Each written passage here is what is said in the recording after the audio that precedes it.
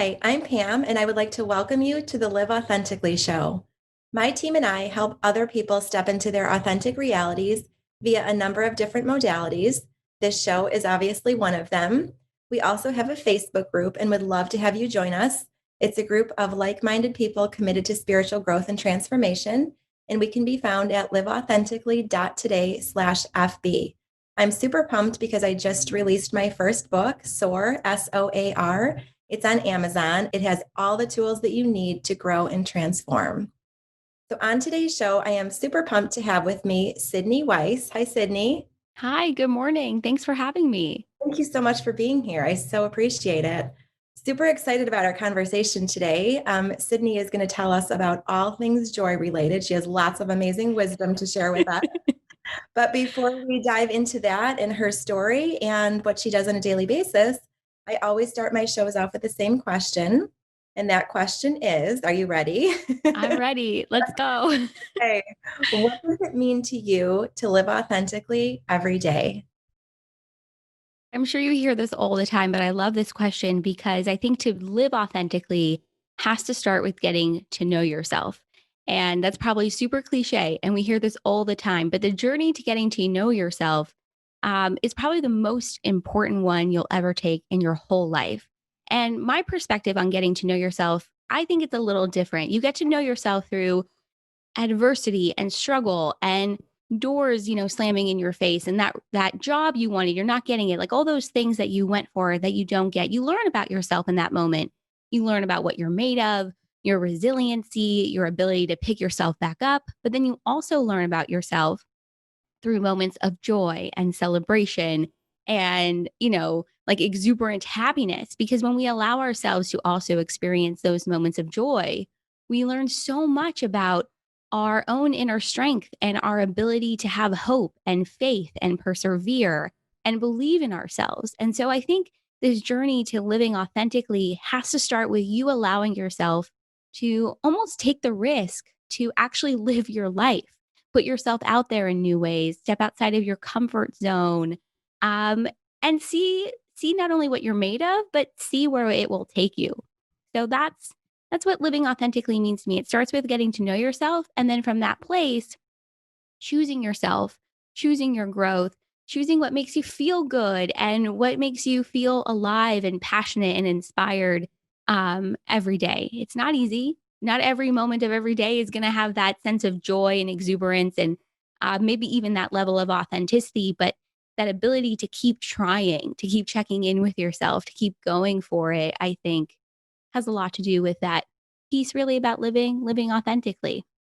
Such an amazing answer. Thank you. And I love that you spoke to both sides of that, both sides of authenticity. It really is about embracing the adversity and embracing the challenging Yeah. moments, as well as welcoming the joy and the exuberance and all of the happy, shiny, bright sides of life. And that's really what it is. It's that duality that really helps us come into the fullness of who we are. So I absolutely love that.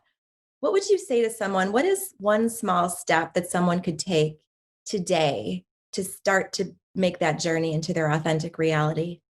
I love, first of all, what you said about duality, because life really is that duality in multiple forms and at different moments. And I think sometimes we forget that. Sometimes we expect just to have that sense of joy, to just be able to succeed. But the moments where you're not doing so, where you fall on your butt a little bit and you have to pick yourself back up, it's really about that duality. So I really love the way that you phrase that. In terms of, I think one small step that someone can take, the way that I started, which might be helpful, is I really started this process of getting to know myself through a journaling practice and through just sitting down and writing how I was feeling or addressing a different prompt that I found. And it's interesting what sort of reveals itself, I think, on the page for you. And you start to do that inner work. You start to understand yourself. Why did I react this way? Why did I not go for that thing I really wanted? What's holding me back? What is it about fear or judgment or self-criticism? And so I would say find something that will allow you to dive in, to dive deeper, whether it's journaling, meditation, talking to someone, a friend, a family member, a therapist, a spiritual teacher, finding a good book. I think it's really about starting where you can do that inner work for you And that starting place, that jumping off point is going to be different for everybody. Something that I talk about all the time on my podcast is that it's really not one size fits all. And I think sometimes we look to different people on social media or teachers or just anyone to sort of give us that one answer of where do I start? How can I do this? But it's about trial and error. It's about seeing if meditation is something you like, if that long walk in nature feels good to you. It's really about finding that thing that's going to allow you to do that inner work, to dive deeper, and then it sort of dominoes, I think, from there. Yeah, and I'd love to echo what you said. It really is a process of discovery. There is no one size fits all, one approach that works for everyone. And that's the fun of it. I mean, the fun is in the journey. It's in the discovering. I think so many times we're so quick to want to race to the destination, right? We're destination focused. So that really is the fun part is when we get to try different things on. And Yeah. I think it's such an amazing process. So I would echo what you said and just tell people to just try things and see what feels good to you. Yeah. What you said too about being destination focused, I think really just sums it up beautifully, especially this year in 2020 when so much has been uncertain and our lives in so many different ways have flipped upside down. And I've been challenging myself this year to just be in the journey, not even enjoy it. I don't have to love this moment. I just have to be in it. And I think that's been a really tough practice. I'm not going to lie. It's been a tough practice of making myself, kindly nudging myself, is how I put it, to really stay focused in that present moment because you're right. We are destination focused. We are constantly thinking about the next thing. How do I get there? How fast can I get there? It's often about speed as opposed to um, just being in it and allowing yourself to take in what it is that you're experiencing. So cliche, but life is so short. And so, how can we actually enjoy or just be in the moment that we're in while simultaneously taking the lessons and the gifts of the moment that we need right now, as opposed to looking back and seeing the lesson? That's been huge this year for me too, is how can I find the lesson, the growth, the opportunity right now as I'm experiencing it, rather than waiting, 6 months, a year down the line and be like, oh, that's what that was supposed to teach me. But that's not easy either. But I love what you said about being destination focused because I think so many of us have our eyes on the prize, and the prize often is that destination as opposed to, being here right now and in the journey itself. Right. And that's when we do experience the depth and the richness and the fullness of life, when we can anchor on the Mm, present moment. I mean, that's really all we're all guaranteed, right? Is this moment in yeah. front of us right now. So, how can we soak up as much of the amazingness and as much joy and as much peace and as much love from that moment? Like you said, it's not always easy. There's challenging moments, but there's richness and depth in those as well. And they help us to learn about ourselves. So, I love what you said. And I will also say, I agree wholeheartedly that no year has taught us better to live in the moment, how to live in the moment than 2020 with all of its challenges.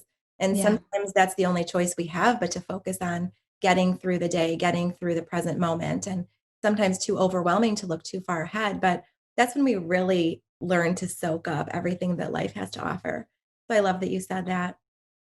I think that's a really beautiful point too, is about allowing yourself to take it moment by moment. Right. I remember when it was back in March and when quarantine first really started, we understood the depth of the pandemic here in the United States. And was used to working in an office and then I transitioned to working from home. And the sense of overwhelm that I experienced and continue to experience in different ways has been just that, very overwhelming. And so I often have to remind myself, just take this task by task, moment by moment. You don't even have to plan for the next 6 hours in your day. Just think about the next 6 minutes. So learning to kind of like take things in bite size increments has been really helpful and calming, especially when you're in that sense of overwhelm, which then leads to panic. And I think there's fear there as well. And so I love the point you made. I think it's really timely. Thank you. Thank you. And I'd love to spend a little more time on that. Just talking about the pandemic and the associated challenges, because obviously so many people are challenged across the board, financially, relationally, in so many different categories, emotionally, spiritually, physically, et cetera, as their Yeah. lives have been turned upside down. So What words of wisdom do you have for people based on your personal experience, based on talking with others about dealing with uncertainty? Because I know that that causes so much stress, just the not knowing, right? When is the Yes. quarantine going to be over? When are we going to be able to resume life as we knew it? When is that going to happen? Just dealing with that uncertainty. So, what words of wisdom do you have around that? Yeah, I love how you phrased it that it's really about this sense of uncertainty because I think for so long we thought, or we still think so much is certain, right? You get up every day, you have these certain tasks that you have to complete, you have a job you go to or a family that you take care of, whatever is in between. But I think we're learning that actually not much is certain. More than not, things are uncertain. And so I think it's first of all about that level of acceptance. I think all of this starts with acceptance of accepting that level of uncertainty for yourself, for your community, for your family, and then also for the world. And then once you, now don't get me wrong, getting to acceptance is actually really hard in my personal opinion. I don't think it's just when you go, I accept this and you all of a sudden you've accepted it. I don't think it works like that. I think it's a constant practice, but you kind of can chip away at acceptance by when you are met with that fear or that panic that comes with that level of uncertainty, you can kind of say to yourself, this is what it is. It is what it is.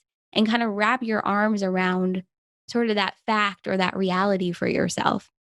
I think beyond that, what I've learned this year from my own personal experience, but also through the different conversations I've had on my podcast, as well as with friends and family and coworkers, is that there's a lot of growth and joy, happiness, connection, community, love in these moments of uncertainty. And the way that I kind of phrase uncertainty as well is it's these moments of in between. We're kind of in between what was and what will be the future. And so if you can kind of wrap your mind or your arms around the fact that within this in between you are growing, you are learning, you are becoming more you maybe than ever before. You are opening yourself up to connecting with others in new ways. I mean, look at this. Zoom calls are like everything right now. I mean, I can't tell you how many Zooms and FaceTimes I've had in the last probably 8, 9 months, more so than I ever have. I mean, I learned I could FaceTime a friend while cleaning. Like I've never done that before in my life. So you're opening yourself up to, new opportunities for connection and growth and learning. And if you can remember that there's a lot of growth and healing in this in between, I think that's helpful. It's certainly been helpful for me. We often want to cast away, discard these moments.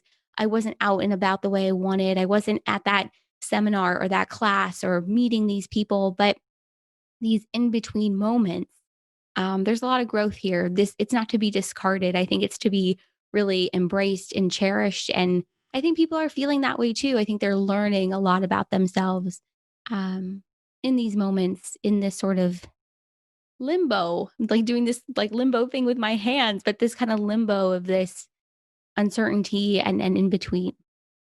I'd like to go back to what you said about acceptance because that is key. When we learn to process life as it is, not as we thought it should be, that's when we can maximize our chances of living in a state of peace. Right, Yeah. when we learn to flow with the direction that life is going and accepting our new reality rather than resisting it. Because in that resistance, that's when we experience stress and anxiety and panic and overwhelm. But if we accept whatever it is as our new reality, again, it's not always easy to get to that place, but when we learn to accept it and flow with it and start changing the dialogue that we have with ourselves rather than I wish things were different or I should have done something different or thoughts about regret, etc. This is accepting it and saying, how can I learn from this? How can I make the necessary adaptations? How can I pivot? How can I adjust my life to reflect or to deal with the current reality, etc. And then that's when life becomes so much easier and so much sweeter when we learn to flow with it and just like you said, choose growth. You said that earlier in the podcast. Hmm. I love Hmm. how you use the word choose because it really is a choice. And I'd like to hear you talk about that, about what that looks like, feels like, sounds like to choose growth. What are some things that people can start to do in order to embrace that growth based mindset? I think it starts with opening yourself up to the possibility of more. And by that, I mean, we often limit ourselves without even actually realizing that that's in fact what we've done. We create barriers or kind of like fences around who we think we are, what we're supposed to do, what our lives are supposed to look like. Um, I mean, I'll speak from personal experience. Like in my early 20s, I used to always think, okay, by the time I hit this age, my life will look like A, B, and C. And as I approach 30 in just a few months, my life doesn't look like exactly what I had pinpointed maybe at 21 and 22. But I think that's okay. I think if we restrict ourselves to what we think life is supposed to be, we limit ourselves. We don't open ourselves up to the possibility of more. And by default, we're not choosing or allowing ourselves to choose our own growth. I think if we recognize for ourselves that life is not going to go always as planned. In fact, if you go off of the original plan, you're probably actually on the path and the plan that you're meant to be on in the first place. And that was a huge realization for me coming out of law school at 25, 26 years old. At the time, I had shingles and appendicitis, and I sat for the California bar exam and didn't pass the first time. And everything that I had expected and anticipated had kind of just went like a bolt. And I had this sort of 9-month journey with myself without even really recognizing it, that I was on that journey of really peeling back layers of who I thought I was and discovering who I really was. And often we have these perceptions based upon society, societal pressures, family pressures, our own sort of sense of pressure that we put on ourselves, which I think we all do. Um, and in that journey, in that process, I really began to know who Sydney really is and what Sydney really wanted. But I only was able to do that by allowing myself the possibility of more, by allowing myself the possibility of something different. And so to choose growth for yourself, that growth mindset, I really think it starts with believing in yourself and believing that there's more. We often all, I think all of us at some point or another struggle with our own self-worth. We struggle with what we believe we're worthy of, what we should be receiving in our lives, the kind of relationships or careers or family. And it's often based on, personal difficult experiences or that societal pressure. And I think the minute that you start to believe in your own worth, you start to know your worth and recognize it as well, that growth mindset kind of comes with it. You can't really have one, at least I have found you really can't have one without the other. So to sort of begin, I think, to foster that sense of self-worth for yourself, you have to start by looking at the reasons or the things as to why you believe you're not worthy. And I remember I was sitting in my therapist's office. I was probably 23 or 24, and she told me to go home and make a list of all the things that I think, the reasons why I wasn't worthy or what was wrong with me or just the negative self-talk that I think that has been so prevalent in my life at that moment. And I remember making the list, bringing it back to her and kind of realizing in this moment, like, who needs an outside critic? I'm my biggest critic. And why am I my biggest critic? And I had to sort of begin to peel away at that and understand that there's so much healing, I think, that comes with that journey of peeling back the layers of understanding why you yourself don't believe in your worthiness or why you yourself have developed that inner critic or um just that not believing in yourself. This is a super long-winded answer, but I think it really starts with believing in the possibility of more, uncovering your own self-worth and where you really stand with that. And then from there, really believing yourself and the possibilities of who you are and what you can do and where you can be. And I think it just all starts to flourish in its own beautiful, sort of unique way from there. Absolutely, well said. And I really would like to spend a little bit more time talking about self-worth, having holding yourself in high regard, because I think that is such an important part of this journey is really upping your self-worth game. Because Yeah. as you know, I mean, the world responds to how we feel about ourselves on the inside, right? The world responds to the energy that we put out there. So if we're not holding ourselves in high regard, if we're not viewing ourselves as being high value, if we don't embody high self-worth, we can't expect others to respond to us with a sense of high respect and value and all of that. So I'd really like to just echo that. And, what are some of the first steps? What are some things that people can do in order to start to step into their self worth, start to see their value, and start to really disengage from those thoughts of, I hear it all the time when I'm working with my clients. I'm not worthy. I'm not deserving. That's just the way it is. All these limiting things. And how can they start to up their self worth game? I think it starts with what you just said, which is about identifying why. Mm, What are the things? Why do you feel this way? And I think I spoke about this obviously a little bit earlier in the last my last my last thing I was saying was you have to really start off by looking at the reasons why.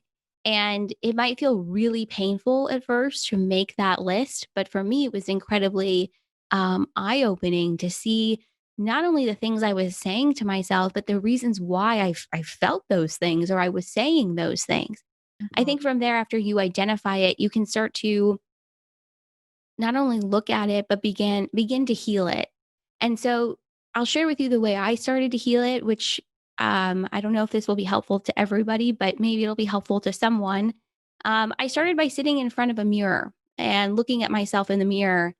And anything that I would say the opposite. So I am not worthy. I would say I am worthy. I mhm, am, not good enough. I am good enough. And it was really hard. Like, it was really hard at first because my brain, my heart, my who I was, I didn't recognize the truth or the validity of those statements. But the more you say it to yourself, the more you say it while looking in a mirror and actually looking at yourself, over time it gets easier. It doesn't feel as weird to say it. And then you start to believe it. It's this practice of kind of turning your thoughts on its head and really just repetition. The mhm, power of repetition, I think, is really beautiful, really powerful, and I think not utilized as much as maybe it should be. And so I kept this practice up. It was really hard. I remember telling my therapist, like, I can't do this. This feels so weird. Like, this is not me. And she would say, just keep going, just keep trying. It was like 30 seconds a day. And then I upped it to a minute and mhm, then like a minute and 15 seconds. And you just keep pushing yourself and you keep repeating it and you keep doing it. And over time, you start to get more comfortable. And then from there, you start to believe it more. And then I think what's really important too is giving yourself opportunities to see your own belief in yourself in action. And so I remember I had a conversation with my mom about this. This must have been like 5, 7 years ago. Um, and she has always told me, you have to put yourself in these situations to prove to yourself the things that you're afraid of, the things that you don't trust about yourself, the things that you think you can't do. You have to put yourself in positions and situations to prove yourself wrong. Feels really weird to do that because when you are in a space, a vulnerable space where you don't believe in yourself, you don't think you can walk that mile, you don't think that you can, apply to that job or, do well in that interview, whatever it might be, you're really hesitant, I think, to put yourself out there in that way. But the key to that growth, the key to that developing that sense of, not sense of, but maybe understanding and trust in your own worthiness is to actually put yourself in those situations. So walk that mile. You did it. You did it. You didn't do it as fast as you wanted to, but you actually did it. So I think it's about also taking the risk and allowing yourself to try something new and put yourself in the position of um proving to yourself that you can do it or proving to yourself that you are worthy. I think it really starts with a belief in yourself and then also learning to tune out the noise. A lot of noise comes from society, a lot of noise comes from family, pressure that we even put on ourselves. So learning to, I think, also identify what is your voice and what is someone else's voice is really important too. And I think too, I love what you said. I think it's key to lean into the uncomfortableness. I think same Yes. you said, put yourself in these situations intentionally and mindfully and consciously and purposefully, because that's where growth happens. Yeah. Growth doesn't happen when we stay wrapped up in comfort and familiarity. It happens when we step into new situations, when we stretch ourselves, when we enter vulnerable territory. And I Yeah. think that, and it really does become addictive. I know that through my journey, I've actually seek out experiences that make me uncomfortable now.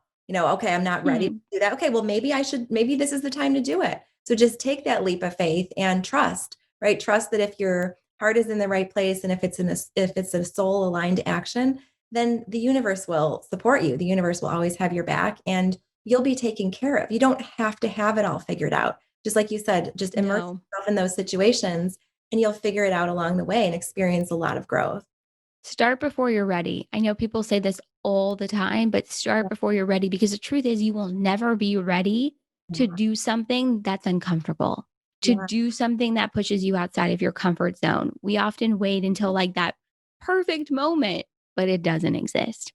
So if you can push yourself to just go for it, to do it, recognize that it won't be perfect, recognize that you will learn something new about yourself, you will course correct, you will go back and edit and redo, I mean, whatever it might be.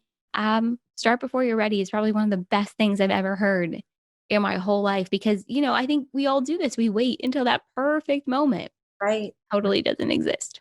I love that. What a profound piece of wisdom. Thank you for sharing that. What I'd love to do next is talk a little bit about heart awakening catalysts, because I know from my personal experience and the experience of many others, a heart awakening catalyst, an experience that really moves them at a deep level, shakes up their world, turns things upside down, is what prompts them to start the spiritual journey.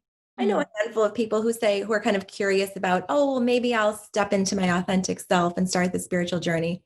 But more times than not, it's prompted by, a rock bottom event, a very, challenging period of time, much like you described. I mean, when I was 31, I lost a baby unexpectedly in the third trimester. So that mm.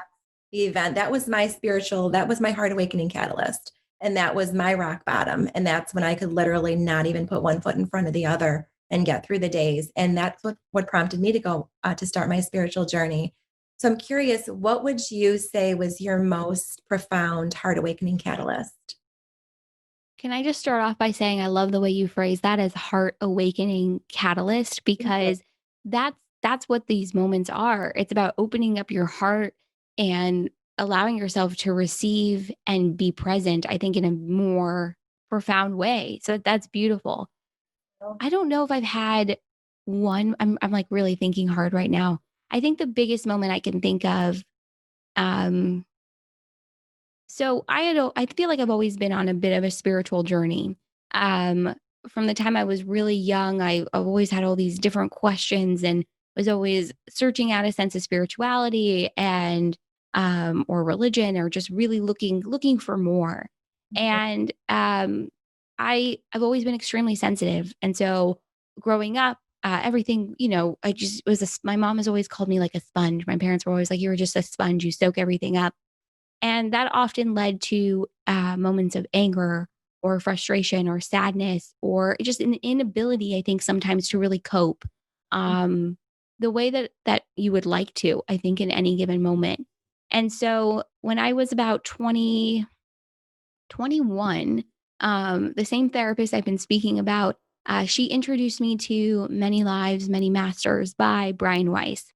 Mhm. I read that book in a night. Like it was I don't know if you've read it, but it Okay. just opened up my mind to past lives and the idea that there is more. There is more here than meets the eye. And that really began, I think, my quest for a better, more fulfilled understanding. I was reading more books, I was having conversations about spirituality, about meditation, about past lives, about just really this sense that we are all connected, that there's a universal energy that connects us, both as humans, but that we are really a soul in a body. And it really wasn't, though, until I graduated from law school, and I had spoken about this a little bit earlier in our conversation. It really wasn't until I was 25 years old and about a month before I graduated from law school, I had shingles. And Mhm. I don't know if anyone is who's listening has had shingles, but it knocks you on your butt. It is fatiguing. It hurts. You are just not yourself. And to have it at 25 felt profound to me personally because it was a wake up call that I needed that, hey, you are overstressed. You are not coping again the way that um, is probably for your benefit, for your highest good, for your health and your sanity and everything else in between. But I didn't fully get it. I didn't fully get it. I graduate from law school. I spend the next about 14 weeks sitting and studying for the California bar exam. And I Mhm. came out of that experience sicker than I had ever been in my entire life, sicker physically, but also mentally. It took an extreme toll on me to the point where about a month or so after I had appendicitis and had to have my appendix removed. And then the journey to heal from that was really challenging as well. It wasn't until so you would think all these health moments would have really woken me up like, "Hello, Sydney, like, your body is speaking to you in a profound way, that you need to shift." And then it wasn't until I didn't pass the California bar exam that first time. I ended up passing the second time, but that first time of not passing was like a huge rock bottom moment for me because I had based who I was, my self-worth, um, on this sense of external achievement, on external success. I had to learn, and I have since learned this, but I had to learn that if you woke up today and you have you're breathing and you're just moving through life, you're already successful. There's nothing more that you have to do to prove that you are a success. Yeah. I had to shift that sense of success and achievement from external to internal.